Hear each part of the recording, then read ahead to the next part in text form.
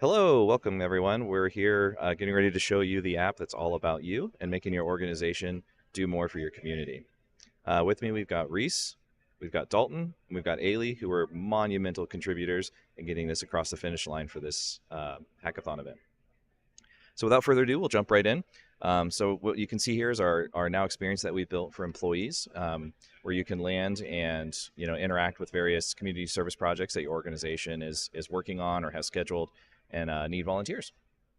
So we'll jump right in. We have two major things. We have community service projects themselves, and we have volunteer and attendance tracking.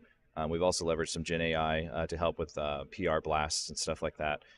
Some real basic entry there. One of the key things, though, that your employees can do is not only volunteer for community service projects, they can also propose ones of their own. They're the ones usually the closest to their community and can be a great source of community events and community projects that your organization or company might want to be involved in. So they can click here to propose a new service project and enter the various basic information about it. We'll go through this more detail as we move into the organizer view. But before we jump into that, I just want to show that out here on this volunteer page, we can come in here and look at the events that I've already volunteered for and any upcoming service projects that I might wish to also volunteer for, and check their dates and times and various parts. Most of the work, though, is going to be done by those organizers. So we have kind of a combined organizer and overseer page where we can see, in general, what projects have been, drafted, that need to be reviewed, complete ones, and then the total number that we've achieved as an organization. So one of the projects that I'm organizing is working on helping make blankets for hygiene kits. So if we jump right in there, we can see all the data and information that we're providing here, what community it's associated to, when it's going to start. Maybe there's a minimum number of volunteers we need for this, project to even happen. We need a certain number of hands and some name and address information, who's organizing it. And then again, using the power of ServiceNow's workflow automation, we've got various process states, that'll go through and review. This will actually go out to an approval board, which will, ask a particular group of approvers to approve it. That's really critical with the employees being able to submit service projects of their own. It goes into an organizer queue and they can review it and fill in some information, work with the employee on what they need to find, and then submit that to the approval board for our organization to see if they want to actually go forward with this particular community service project.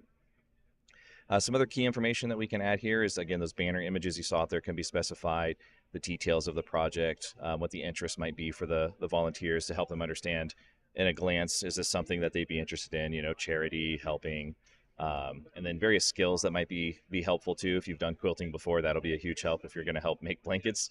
But if you've not quilted before, might be a chance to learn. The other part here that we have is some public relations work too. So we, as a corporation and an organization, might want to send out information to let us know, what the PR is. And we're using Gen AI to kind of stub in these particular PR blasts and using the information out of the event to help get a leg up on that PR work. So once an event has been created, it'll go through that approval process and then move into scheduled once it's been approved. At that point, people can volunteer for it. And then there's automation, scheduled jobs and stuff in the background that'll kick it along to an in progress when the start date has occurred, and pending complete when the end date has passed. And we're using that pending complete to help with the post news blasts, do any checking and cleanup that we might need to do, and identify some volunteer information. For example, all the volunteers will have the ability to provide feedback based on that particular community project. Was it good? Was it bad? Did they have fun? That can be used in that post PR news blast. Another thing to help make the organizers' lives easier is the ability to check in volunteers. So we understand that a lot of these folks will probably be sitting there with tablets, on site for that volunteer event, maybe even on their phones, and having a quick kind of focused page for them to be able to check in the volunteers as they show up will help spawn some of the other features and work that we want to do as this project evolves.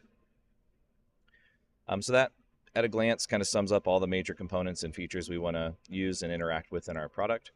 A couple other things to note is just some things we wanted to do in the long term, and kind of our feature roadmap is finish out a domain management component that we started putting in there. Again, you'll see on the event form we have some basic budget information, and then enhance that organizer experience. And most importantly, gamify the volunteering so that way folks feel like they can be rewarded or recognized within their corporation, and gain notoriety. Thanks again for your time. You all have a great knowledge conference.